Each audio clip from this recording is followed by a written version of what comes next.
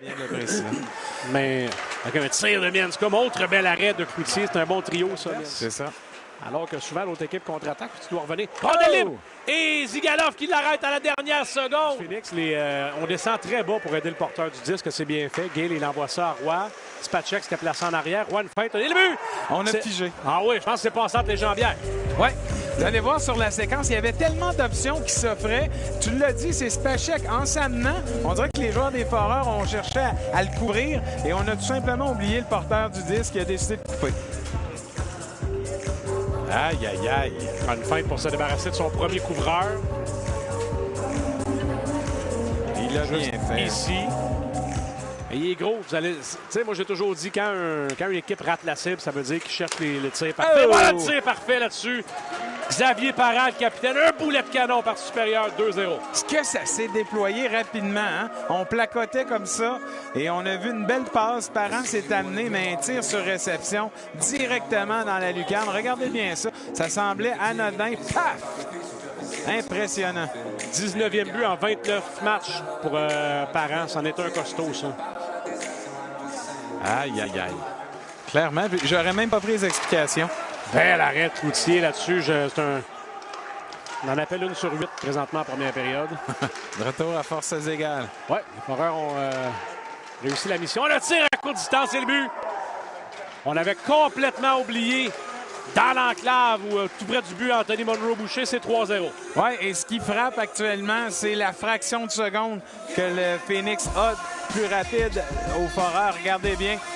On réussit à se découvrir facilement. C'était le cas des deux autres buts. Donc, je le disais là, quelques instants avant, on était de retour à forces égales à 5 contre 5. Il a failli se faire chipper le disque par Michel. Monté à 3, Anctil. A été généreux. Brouillard et le but! Aïe, aïe, aïe! Je pense que ça a dévié à courte distance, Martin. Oui, d'accord, mais encore là, quand tu regardes les contre-attaques du Phoenix, on dirait qu'on les regarde. On est là, là. Tout le monde est là, là. Mais on regarde ça, on se laisse glisser, puis il arrive ce qui arrive. C'est pas un grand repli d'Alexandre Doucet, je te le concède. Ça a dévié sur quelque chose de le tir aussi là-dedans. Là. Des fois, la rondelle te colle après. Joueur en diagonale. Monroe-Boucher, le but! J'ai dit Monroe-Boucher, mais c'était Mianscom. Jeu de puissance, 5-0. Et vous allez le voir sur la séquence, il a jonglé avec la réception. Cloutier a eu tout le temps voulu de s'amener, mais on dirait qu'il s'est peut-être amené trop à gauche. Et Mianscom a pris un certain temps avant de décocher, mais donnons-lui crédit. C'est un bon lancer, Martin, mais je n'aime pas ça quand la rondelle rentre à peu près dans le premier gars sur son chemin. Tu vois la remise qui touche un bâton et Rollins va s'échapper. Rollins est seul, un tir. Et le but! Côté du biscuit, je te dirais que rien ne va plus. Il y a Desruisseaux, le coach des Foreurs, qui ne sait plus trop à quel sein se vouer. Oui, mais en même temps, c'est un changement hasardeux qui cause ça. Cloutier aimerait sans doute revoir le tir. Il me semblait profond dans les circonstances. Beau tir, là, vous allez le voir. Tu sais, Doucet veut envoyer ça dans le fond de la zone pour permettre ses changements. Mirza Balayev, patient, envoie ça vers Pelletier. Personne ne veut lancer. Tire de pas. Ça a dévié sur Jason Desruisseaux, je pense. 6-1, les Foreurs brisent la glace. Et il reste 2 minutes 4. Il restait plutôt 2 minutes 4 au jeu de puissance. Donc, les Foreurs vont demeurer en avantage numérique. Regardez la séquence. Desruisseaux, il a touché. Ouais, et il le mérite. Hein? On en parle depuis tout à l'heure. Et mention honorable à Pelletier qui a bien placé. Félix, il y allait de changement. On s'en tire bien chez le bicolore. On s'est ravisé. On a voulu faire vite chez le Phoenix. Monroe-Boucher va s'amener. Ça mène Rollins. C'est complètement ouvert et le but. Trop facile là-dessus.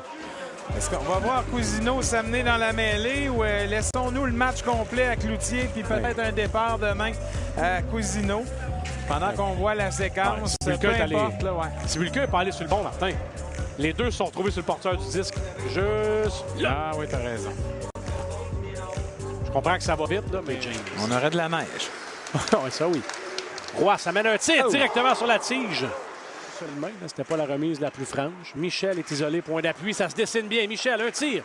Dévié et dans la mi. Non, c'est dans le but! Je ne l'ai pas vu rentrer, puis personne non plus, sauf Robida. C'est 7-2. Et je pense que Beauregard aura son premier point. Je pense, peut-être. Et regardez comment c'était serré à la ligne bleue quand on verra pas finalement. Eh bien, c'est McCallum qui l'aura la passe, mais belle déviation, court distance du capitaine. et c'était voulu, là, de la part de Michel, de rejoindre le capitaine. 1 minute 6 à faire au jeu de puissance. Zavalaev gagne sa mise au jeu. Il est là avec David Doucet. Potvin à courte distance. Allez. Rondelle libre. Et voilà! Frédéric Potvin. Jeu de puissance. 6-7 à 3. Eh bien, rondelle sautillante et le Val-de-Rien qui sort un but. 7-3, jeu de puissance. François-Olivier le disait. Regardez, il s'apprêtait à aller donner main forte et finalement, la rondelle est arrivée sur son revers. Rondelle partiellement arrêtée, vous allez voir. Elle a finalement tombé derrière le géant. Et Mirzan n'a pas touché à la rondelle, donc Potvin sera crédité du but.